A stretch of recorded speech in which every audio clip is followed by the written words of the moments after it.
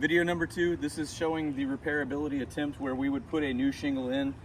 We're not gonna put a new shingle in, we're gonna put this one back in place. We're just gonna secure it in fasteners along the nail path right next to the original holes.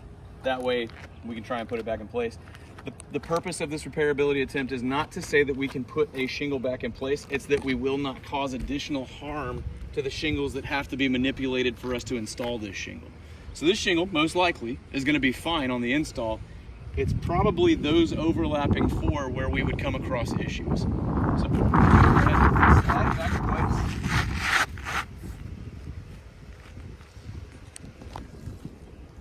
Make sure we're good. And even me just putting pressure on it, sliding back in place, is causing knurling right here along the edges. And this is just putting pressure, trying to slide it back to where it was to make sure that this thing still has the correct coverage. So I have to be able to lift the overlapping shingles high enough for me to set and swing my hammer. In the process, we're concerned about these 4 overlapping shingles being compromised, whether they rip, tear, fold, crack, crease, whatever. That's our main concern. And you're gonna see that I'm not gonna be overly aggressive when trying to make this install.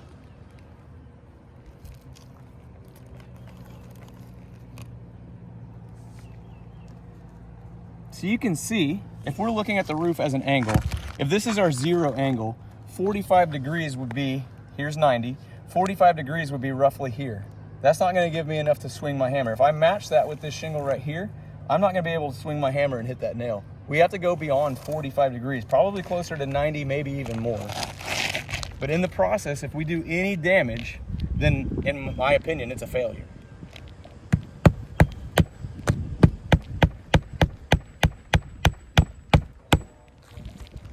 We're starting to see a little bit of delaminating of this top layer. I guess you'd call that the laminate layer. Some people call it the dragon's tooth, but you can see just by pointing, we've already got spacing in here for the edge of my crowbar to fit without any type of pressure. So we're causing a slight bit of delamination in the process already.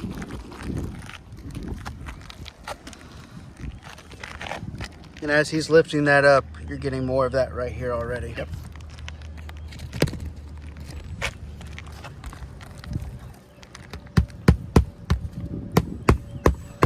John, if you'll hold right there, I want to point out the mat transfer from here. It's stuck on the bottom of this shingle in that mastic line. So not only did this become delaminated when we were unsealing, it created mat transfer, which is legitimate damage to the shingle.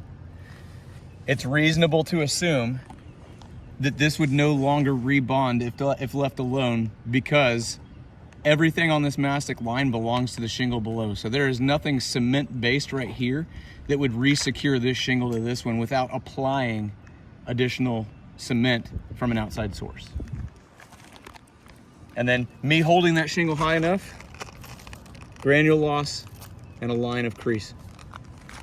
And that's just from holding it high enough to swing my hammer. And that was holding it. That's not bending it back and forth a bunch of times. That was one attempt in holding it in a static place.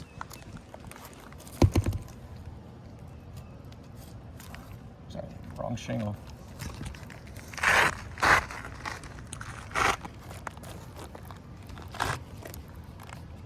I gotta be able to swing my hammer without hitting the edge of the shingle and causing damage.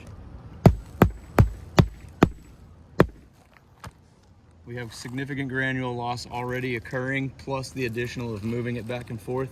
You can see just from my finger barely touching it, these granules are loosening.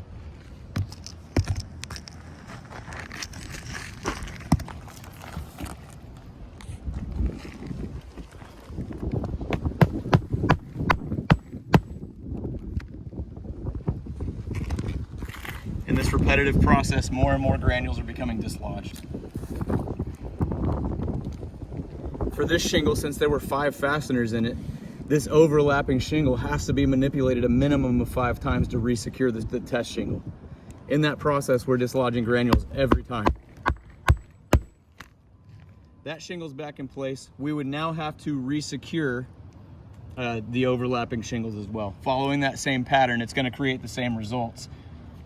You can see knurling of the edges, granule loss, a crease. In my opinion, we're gonna cause a lot more harm to this roof as far as an actual state of compromise is concerned for every time we have to follow these processes to remove one shingle and replace one shingle.